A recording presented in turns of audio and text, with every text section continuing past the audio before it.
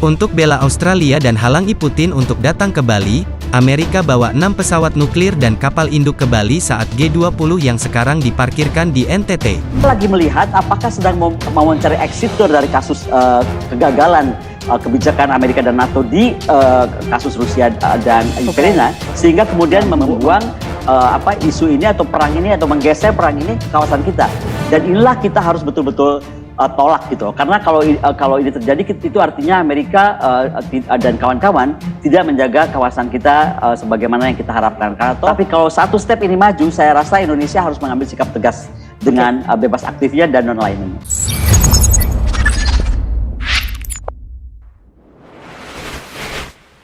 Halo sahabat bagi-bagi, Bali akan menjadi tempat yang benar-benar menakutkan jika Presiden Rusia dan Presiden Amerika bertemu. Nuklir akan menjadi oleh-oleh yang diterima Jokowi jika kedua pemimpin negara ini hadir berdampingan satu meja di Bali. Selain itu, kecaman demi kecaman juga sudah datang untuk Jokowi. Amerika sudah kirimkan 6 pesawat pengebom nuklirnya ke NTT agar Jokowi tak melawan Australia dan batal mengundang Putin dalam acara G20 di Bali. Pasalnya jika Putin datang bersamaan dengan Joe Biden, Laut Bali akan dipenuhi dengan kapal perang dan kapal induk milik Amerika dan Rusia yang siap saling menyerang. Nuklir akan menjadi barang bawaan kepala negara saat di Bali yang akan datang. Bagaimana perang nuklir akan pecah di Bali jika kedua pemimpin bertemu di meja G20? Dan kenapa Amerika mengecam Indonesia dengan pesawat nuklir di NTT untuk membela konflik dengan Australia? Mari kita bahas. Sahabat bagi-bagi, masih panas soal nuklir dan G20 di Bali, pasalnya Bali akan menjadi tempat kumpulnya senjata nuklir 10 hari mendatang. Sepertinya Indonesia lama-kelamaan, juga harus memikirkan untuk memiliki senjata nuklirnya sendiri agar bisa ikut mengecam dan pamer kekuatan, seperti zaman Bapak Soekarno dulu. Sebagai negara yang sangat mengecam dengan keberadaan senjata nuklir, Indonesia justru akan menjadi ladang parkir nuklir terbesar di dunia milik Rusia dan Amerika di Bali. Perlombaan senjata di kawasan inilah yang berujung pada terjadinya konflik militer dan bahkan perang nuklir di kawasan Indo-Pasifik. Namun kekhawatiran dan protes Indonesia mengenai perlombaan senjata nuklir di Bali pada G20, rupanya masih dianggap angin lalu oleh Amerika Serikat dan Australia. Karena Australia lah yang sekarang menjadi ladang parkir sementara sebelum dibawa ke Bali untuk mengawal Joe Biden kabarnya. Tindakan kedua negara yang kini malah semakin menjadi-jadi, membuat Jokowi marah besar. Di mana Amerika Serikat justru membawa armada pesawat bomber nuklirnya ke wilayah Australia Utara dekat halaman belakang Indonesia. Di mana wilayah ini sangat dekat sekali dengan wilayah NTT Indonesia.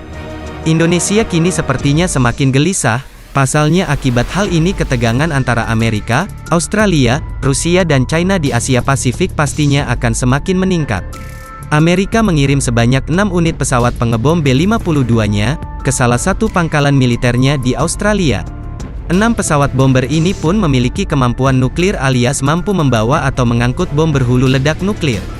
Dan tak cuma itu sahabat bagi-bagi, pasalnya Amerika Serikat kini dikabarkan juga telah menyusun rencana untuk membangun fasilitas khusus untuk pesawat raksasa di Pangkalan Udara Tidal Australia Utara, yang wilayah perairannya juga berbatasan dengan Laut Timur di Indonesia.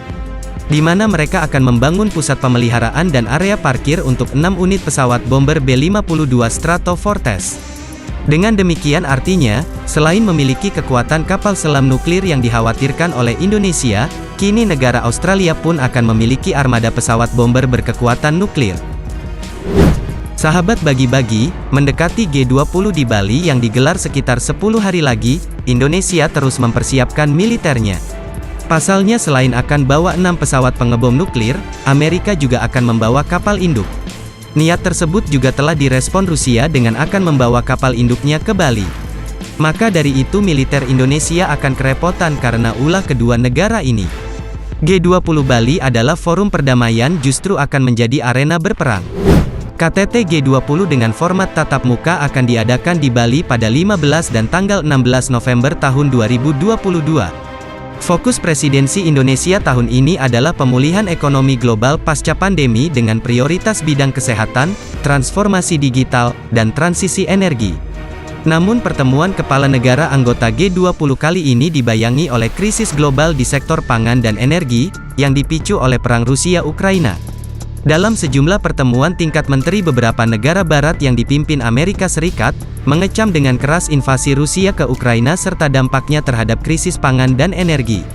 Joe Biden dalam sebuah kesempatan usai KTT NATO pernah mengusulkan agar Indonesia jangan mengundang Presiden Rusia Vladimir Putin ke Bali, buntut dari agresi ke Ukraina yang dimulai sejak tanggal 24 Februari tahun 2022. Invasi Rusia ke Ukraina saat ini masih berlangsung dan belum ada tanda-tanda mereda.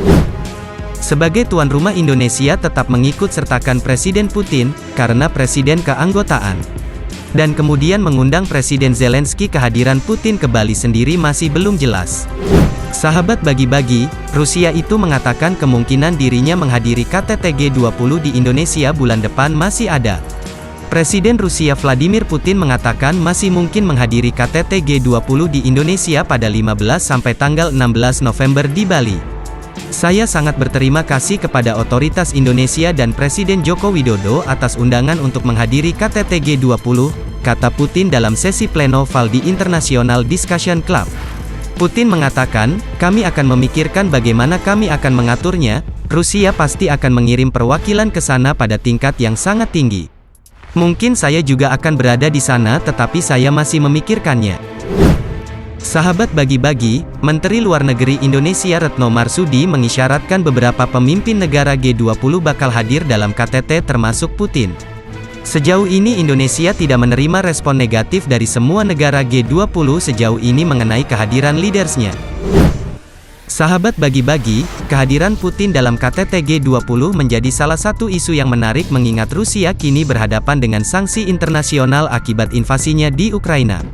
Sejak melancarkan invasi ke Ukraina, Rusia terus diisolasi oleh negara barat, bahkan sempat muncul agar Rusia diblokir dari gelaran G20 tahun ini. Presiden Jokowi ingin memastikan bahwa keketuaan presidensi KTT G20 di bawah presidensi Indonesia akan dapat berjalan dengan baik di tengah situasi dunia yang sangat tidak kondusif saat ini. Pekerjaan persiapan yang detail akan terus dilakukan Indonesia. Semoga G20 di Bali akan lancar dan aman. Merdekalah kita seutuhnya, merdeka! Merdeka! Hurra!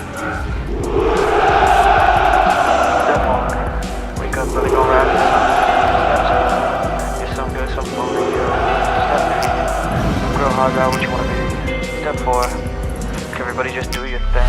Wake up, today's gonna be a good day. Wake up, today's gonna be a good day. Wake up, today's gonna be a good day. Wake up, today's gonna be a good day. Wake up, today's gonna be a good day. Wake up, today's gonna be a good day. Wake up, today's gonna be a good day. Wake up, today's gonna be a good day. Set your affirmations, aspirations. I got shit to do, the aftermath of preparation. Good food, good mood, blood in circulation. One step at a time, yeah, that's how you make it. Set a goal you control and the steps you take them. I try to pick one thought, have some concentration. And if I make a mistake, it's called education. I try to do this every day, call it replication. Wake up, today's gonna be a good day. Wake up, today's gonna be a good day.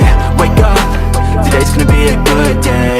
Wake up, today's gonna be a good day. Wake up, today's gonna be a good day. Wake up, today's gonna be a good day. Wake up, today's gonna be a good day. Wake up, today's gonna be a good day. So life ain't easy, yo, I think there's a reason though.